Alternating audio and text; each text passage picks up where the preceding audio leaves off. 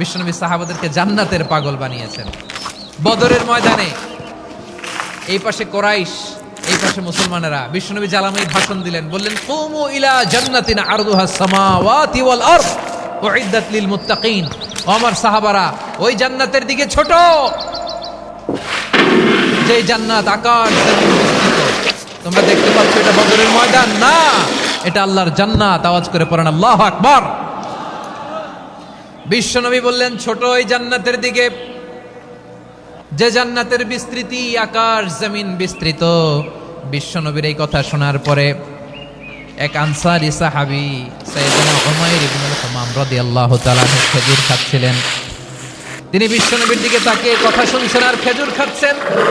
যখন বিশ্বনবী বললেন জান্নাতের দিকে ছোট, যে জান্নাত আকাশ জমিন বিস্তৃত, বিশ্বনবীর কথা শোনা মাত্র সাইয়েদনা উমাইর ইবনুল হামাম বললেন বাহ বাহ।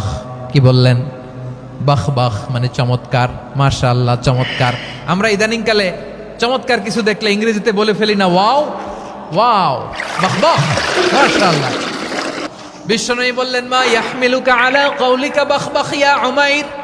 ও উমাইর, আমার এই কথা শুনে তুমি কেন বললা বাহ বাহ, চমৎকার চমৎকার কেন বললা?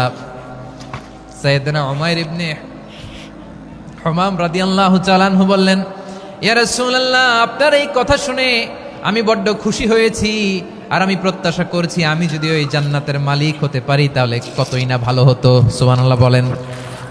বিশ্বনবী বললেন ছোট এই জান্নাতের দিকে, যে জান্নাত আকাশ জমিন বিস্তৃত। আপনার এই চমৎকার মুখনিসৃত কথা শুনে আমার হৃদয়ের মধ্যে জান্নাতি হওয়ার বাসনা জেগে উঠলো, এজন্য বলেছি বাহ বাহ, আমি যদি ওই জান্নাতে যেতে পারতাম কতই না ভালো হতো।